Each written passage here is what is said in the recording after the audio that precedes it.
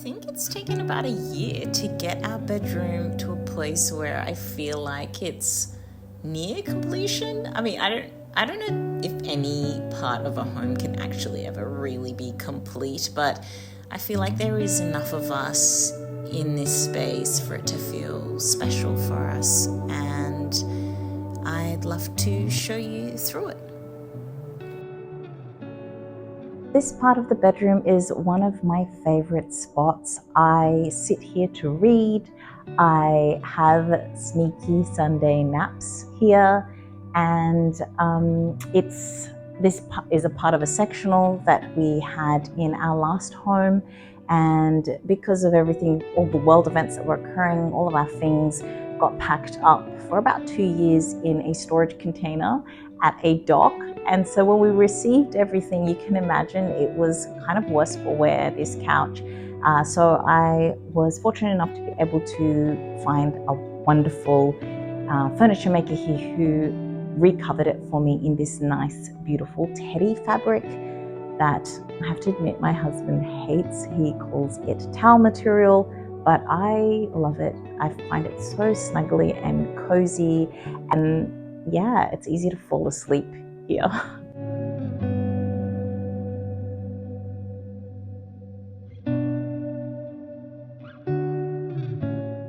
The way I try to find balance in any space is to bring in counterbalance. So if something is super soft and snuggly and cozy, I really love to pair it with something that you wouldn't expect to see. So some hard metal lamp here, I feel like it gives a really nice juxtaposition to everything else that's going on in this corner, as well as rough sort of wooden natural log, which is underneath something that is so modern and shiny and has a very definite and defined look to it.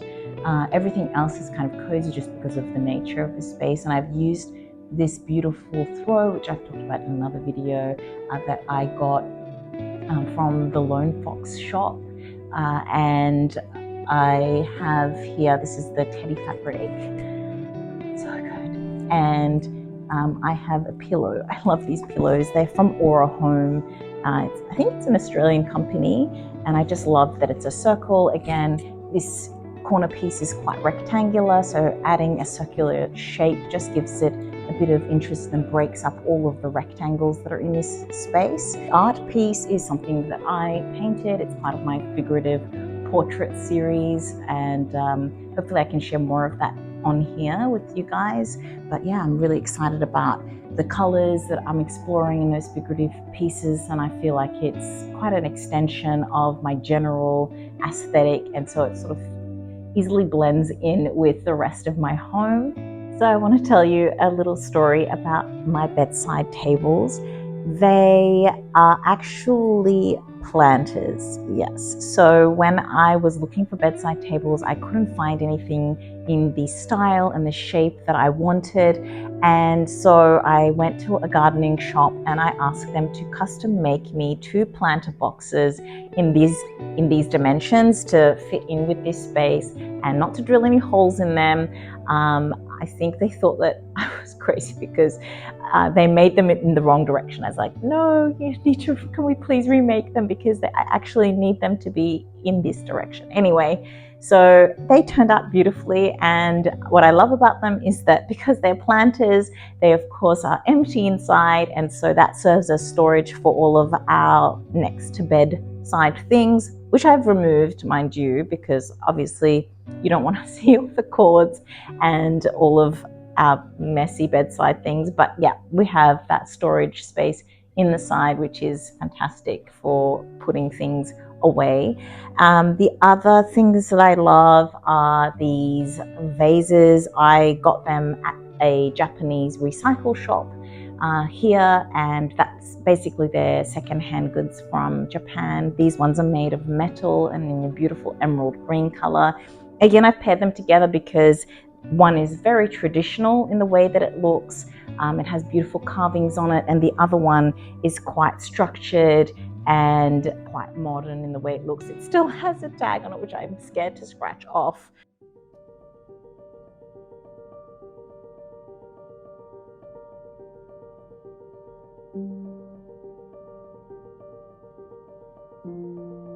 The artwork I have in this space is my own, and it just means a lot to me. This is one of the first abstract figurative pieces that I had painted, and this is a test print of that.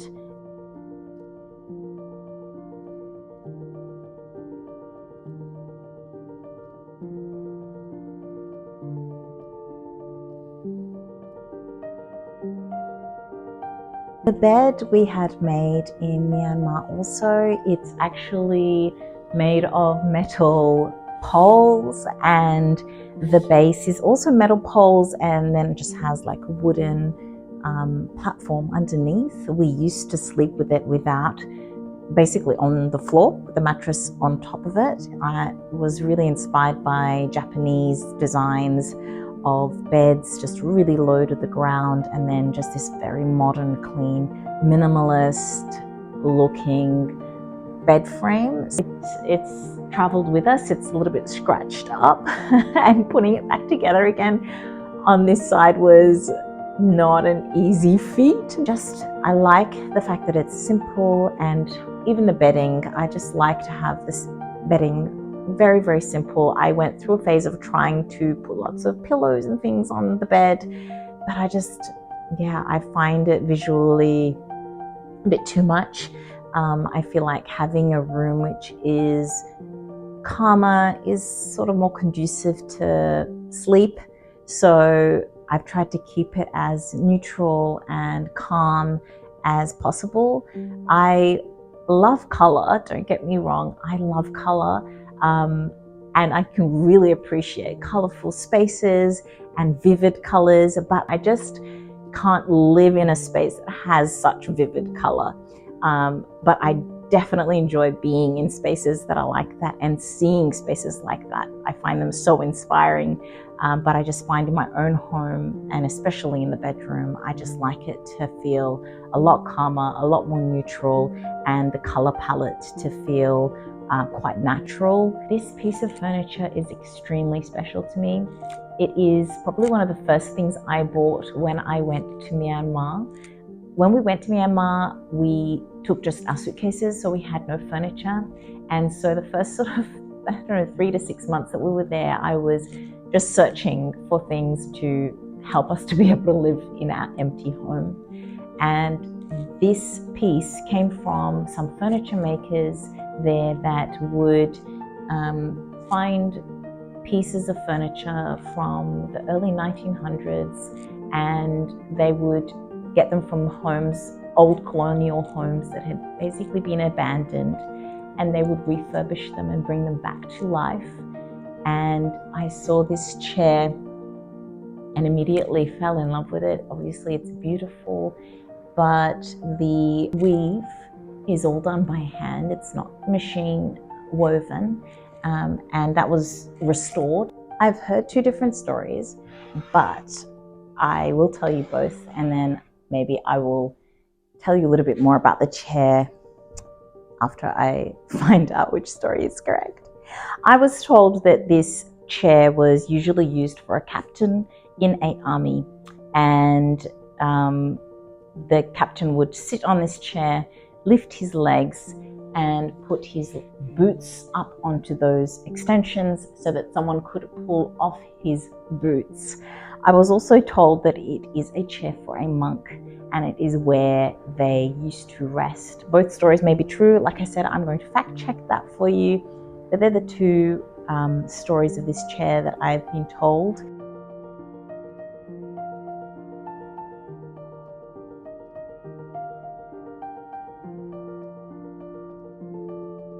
When our things were getting packed to move, I wasn't there. This is a different story.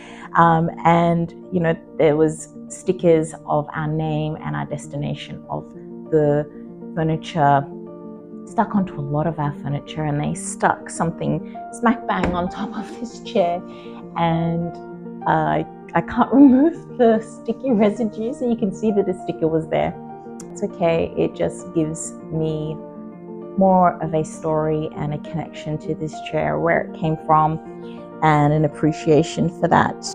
I've spoken about old and new and mixing them in your bedroom. And this is definitely something new for me, which I want to share with you, because this company, Sleep and Glow, actually reached out to me and asked if I could trial their pillow and let them know what I thought. And then if I thought that it was good, to share it with you guys, which I'm gladly going to do, because I actually am trying my hardest as I get more mature in time to use products and do things for my skin that are going to just keep it healthy without having to do anything that's too invasive, and actually avoiding all invasive things. So the interesting thing about this pillow is that when you sleep on it, you can sleep on your side or on your back, and it actually has a dip in it over here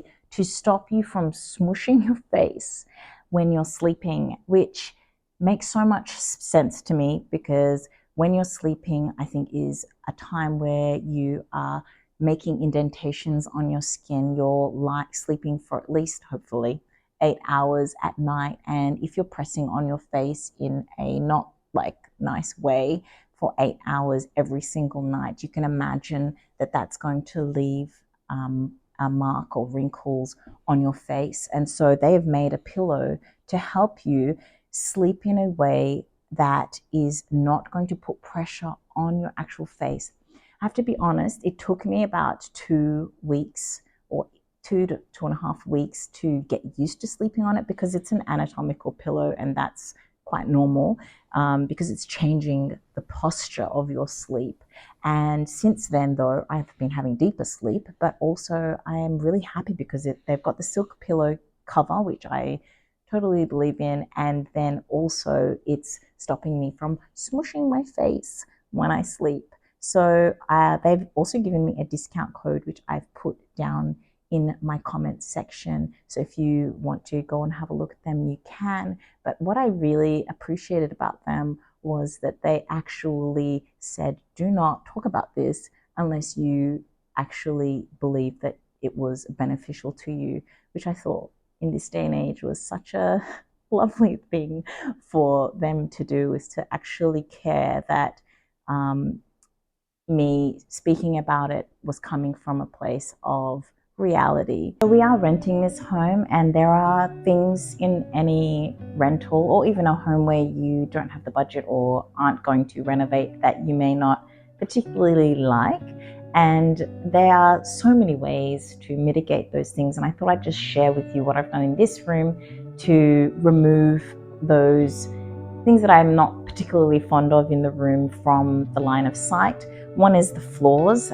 We have extremely shiny, tiled grey floors. So I bought very large, cost-effective rattan mats that have been woven here in Cambodia, and I've just laid them out, basically covering as much of the floor as I possibly can, and then putting the bed on top, and just added an IKEA rug on top of that, just for a bit of softness underfoot. The other things that I wanted to share with you was I have removed, in several places in my home, artwork from books that I have bought of artists that I adore and that I could never own a piece of their artwork. I think it's a way to get art up onto your walls that is cost effective.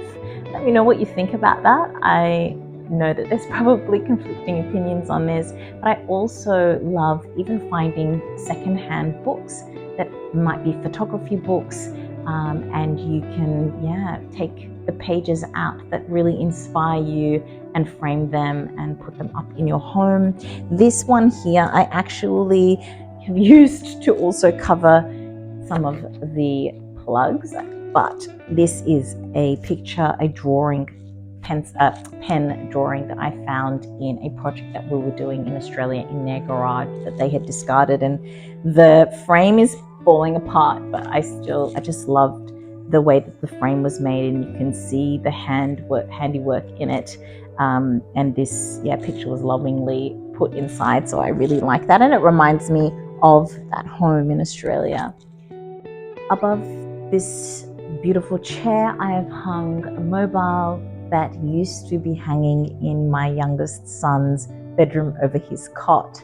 So it's quite special to me, and it just is beautiful to watch it balance, and with the background of the greenery, it just is so peaceful to me, and just a beautiful reminder of the babyhood of my youngest son.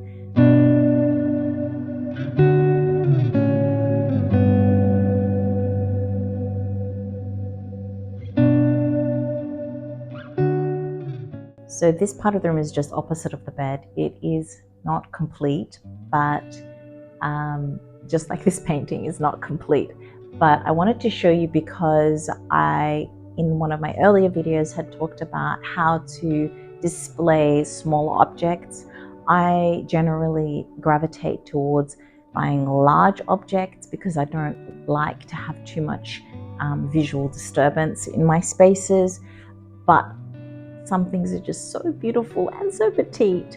And these I found in that Japanese thrift store, and I wanted to display them. So one thing that you can do with smaller objects is to just corral them or group them together and display them as a group. That way they come across as a larger object, but also don't cause as much of your eye sort of darting around.